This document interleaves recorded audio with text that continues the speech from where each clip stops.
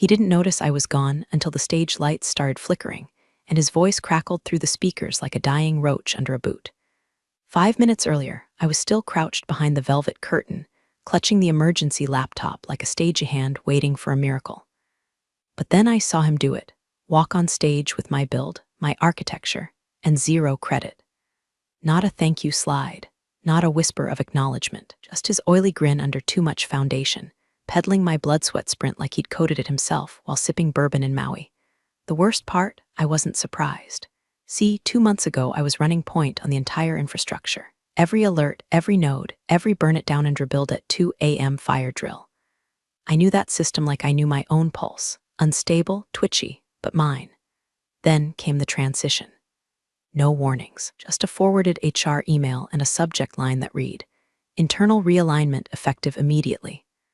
I opened it thinking maybe I'd gotten promoted. Nope, my new title, Technical Support Strategist, which, in plain English, meant get coffee, smile pretty, and plug things in when the big boys forget how HDMI works. I confronted him the next day, cornered him in the elevator like a bat out of hell. "Support strategist?" I hissed. "Is that what we're calling sabotage now?" He smiled that politicians smile, the one he practiced in the mirror after ruining people. "We need strong people in the back end." "You're the foundation, Lisa." "Foundations crack," I said, "especially when people build palaces on top of them without permits." He didn't laugh, just stepped out and let the doors close between us like we weren't on the same floor anymore. Fast forward to today, IndustryCon 2025, ballroom packed with suits and sycophants. He was set to debut Project Parallax, our supposedly revolutionary load balancer, which, fun fact, he still didn't know was tethered to my deprecated API tokens. I could have fixed it. One line of code, one flick of the wrist. But support doesn't include miracles, so I walked. Right as he clicked into the live demo, I slipped out the side exit, my conference badge still warm against my chest. Backstage, techie with a headset muttered, "Why isn't it loading?" On stage, his screen froze. In the audience, hundreds of investors blinked, then dead air. I heard the silence crash like a dropped chandelier before I hit the street. But the story didn't start there. It started 3 weeks earlier, the night I found his second phone. The one he kept hidden in the server room. That's when the realignment stopped making sense, and everything else started to. I wasn't snooping. Let's get that straight. I was in the server room because a Kubernetes cluster had gone rogue again. Something only I knew how to fix, apparently, even in my shiny new support role. He'd locked down admin access, of course. Said it was for streamlining security. But guess who still had the override script baked into a forgotten cron job? While the servers rebooted, I sat on the floor, half-eaten vending machine, granola bar in my mouth, watching logs scroll like panic attacks on fast forward. That's when I saw it, wedged behind the UPS battery unit, tucked in a rat's nest of Ethernet cables and passive aggression. A black iPhone, cracked screen, no case. No labels, no markings, but it buzzed with the desperation of a guilty man. I froze. You ever hold something and know it shouldn't exist? That was this phone. I cracked it open. No passcode. Classic ego move. Probably thought no one else would ever get that close to his secrets. Inbox had 6 unread emails. One caught my eye. Subject line said, Keynote deck, remove her name. I opened it. From Neil at Execonnect AI to Marcus Dwyer at Parallaxes.com body. Got it. Rebranded as yours. Lisa won't know until it's live. Smart move. Let's talk equity next week. Equity. He'd sold them my work, stripped the credits, left my name like a roadkill stain on the dev logs. I sat there, knees bent, surrounded by humming machines and corporate rot, and something in me snapped so quietly it was surgical. This wasn't sabotage. This was erasure, and I wasn't about to let that happen quietly. I copied every message, every calendar invite, every greasy Dropbox link from that phone onto my personal drive, uploaded a clone to a dead FTP site I used back in college to torrent obscure French horror films. Then I placed the phone back exactly where I found it. Let him wonder how the storm found him. Next day, he strolled into the office with that cologne-clouded arrogance that made interns second-guess feminism. Patted my desk like I was a rescue puppy. Need anything, Lisa? Water? Pat on the back, I smiled. Nope. Just waiting for the keynote, because now I had a plan. Not just to crash his moment, to own it. He thought deleting my name from the deck deleted me from the story. He forgot who built the script, and how easily I could rewrite it. He made one mistake. He thought I wouldn't dare. You know what happens when you shove someone underground for long enough? They learn how to mine, and I had just struck gold. The week leading up to the keynote, I played the part. Brought donuts to meetings, laughed at his joke about junior engineers being allergic to deadlines. Nodded along during that all-hands when he said, "Leadership isn't about control. It's about vision." Yeah, then why was your vision using my Git history? While he rehearsed his speech in front of marketing interns and fake investors, I stayed late. Support hours, right? Answering low-priority tickets, logging fake bugs that I resolved instantly. But in the background, I was setting up the storm. 3 key moves. I recompiled the backend demo server under a ghost subdomain, same interface, same UX, totally different brain. I rerouted his access tokens to expire the minute he launched the live feed, and the piece de resistance, a hidden banner embedded in the fallback screen. Black background, white font, one sentence, ask Marcus who really wrote the code. It wouldn't appear unless the whole system failed. But if it did, if he crashed and burned mid-keystroke, wouldn't just look incompetent, he'd look exposed. And I made damn sure that risk was real. By Friday, my chest buzzed like a cracked circuit board. I barely slept. Drank cold brew like it was priest-blessed holy water. My hands shook, not from fear, excitement. The kind you feel when you finally stop waiting to be saved and decide to do the saving yourself. Then came the final rehearsal. He stood on that stage like a TED talk villain. Real-time load balancing is about trust, he said, clicking through my architecture diagrams. And Lisa's been an incredible team player behind the scenes, where she shines best. Behind the scenes, like a janitor, like a ghost. I watched from the shadows. My palms itched, my mouth was dry, but I smiled, because the countdown had started, and he still had no clue. That night, I got a Slack DM from Neil, the exec whose email I'd cloned. Short, smug, excited to see the demo live. Should be a game changer. It would be, just not the way they expected. The trap was set, and the curtain was about to rise. He strutted onto that stage like he owned the oxygen in the room. Spotlights caught the flecks of gray in his too perfect hair. The kind of gray that says I'm wise, not I chain smoke stress. Front row lit up with camera flashes, VCs, board members, influencers who wouldn't know a CLI from a CVS receipt. Marcus Dwyer, our visionary CTO, savior of the hybrid cloud. The ballroom hummed with pre-launch hysteria. The keynote title flashed behind him in 10-foot font, Project Parallax, the future of load intelligence. There it was, my baby, stripped of its mother and dressed in someone else's tux. I sat off stage behind the black curtain, earpiece buzzing, hands folded, clipboard in my lap to sell the illusion. Logistics girl, coffee fetcher, humble support. He opened with his usual performance, some story about how he got the idea during a trip to Chilum, watching ocean waves crash with perfect timing.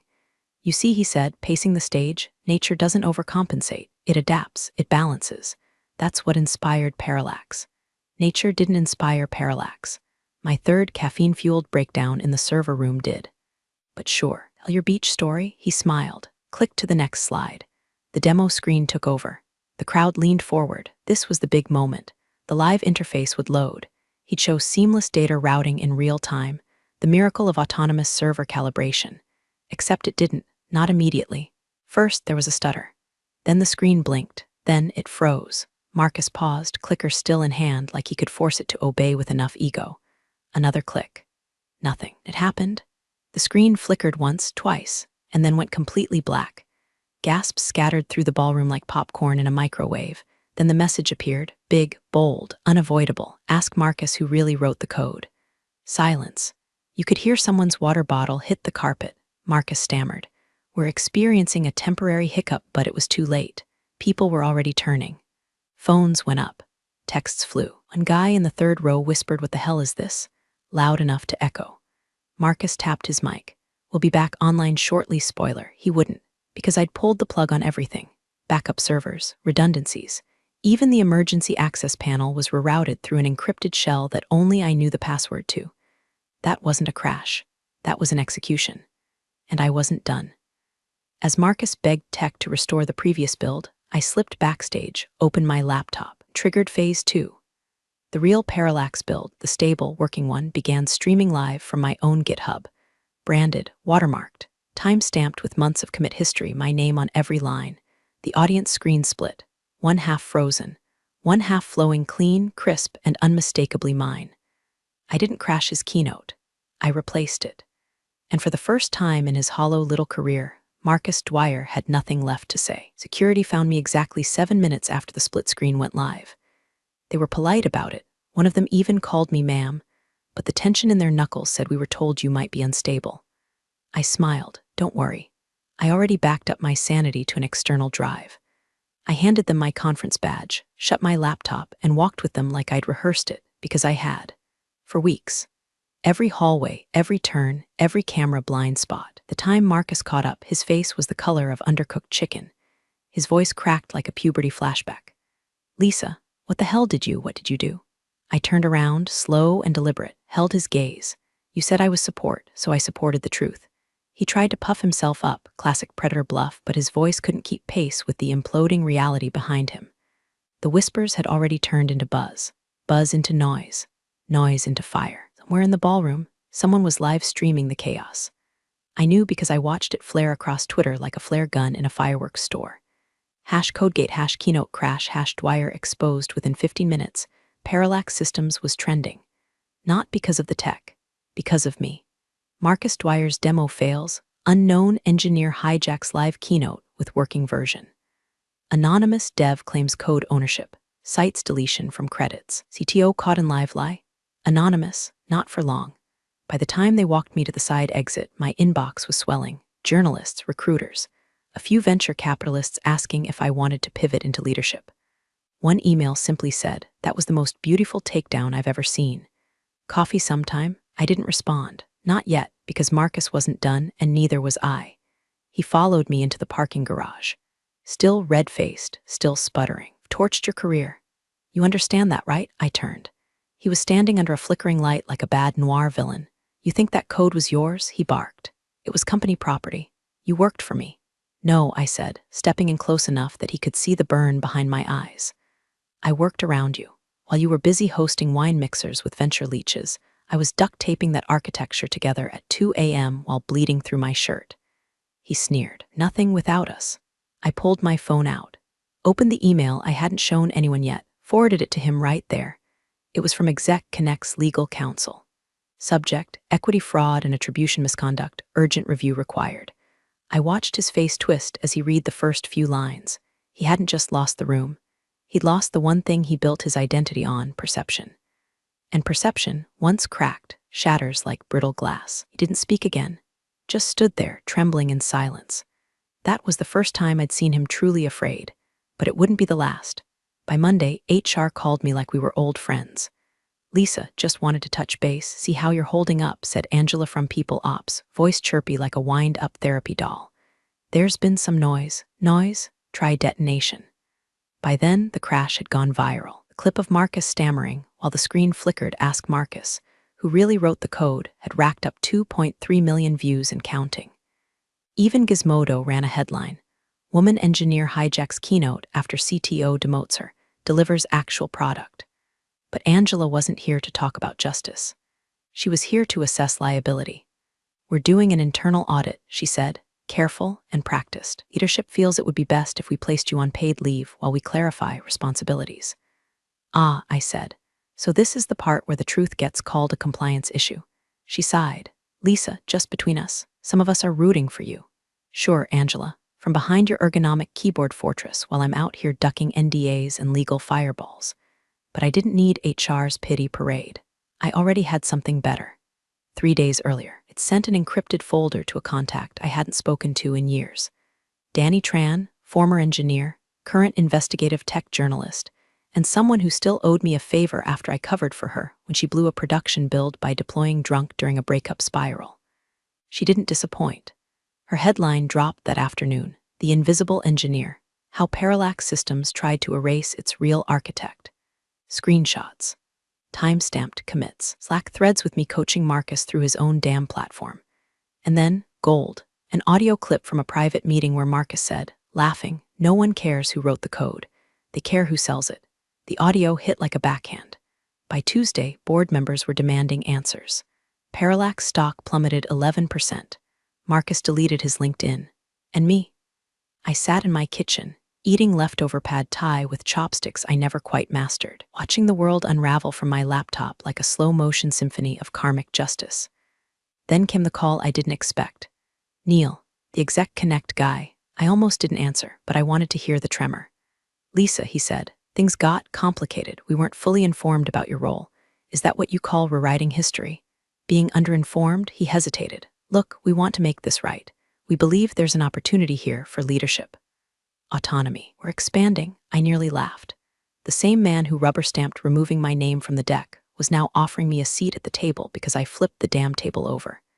Neil, I said, you didn't see my value until I put it on a 40-foot screen in front of your investors. Why would I ever trust you again? Silence. Then he muttered, you're turning down a very generous equity package. I smiled into the receiver. I'm not turning it down.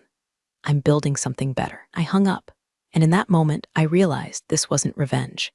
This was escape velocity, and I wasn't done burning yet. Thursday morning, I woke up to my face on the cover of Fast Company. Okay, not my face.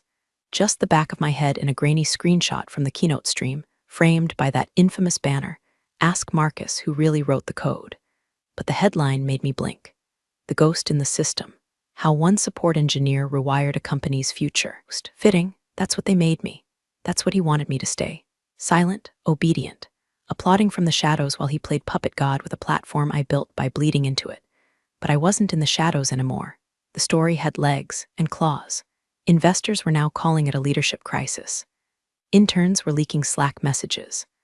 One even posted a video of Marcus berating a junior dev over a bug I had already patched 2 weeks before the incident. I'm stamped, filed, and ignored. By noon, I got an invite to speak at Women in Code 2025. Panel topic, Surviving Erasure, How to Speak When They Mute You. I didn't accept, not because I was afraid, but because I was building something else, something cleaner.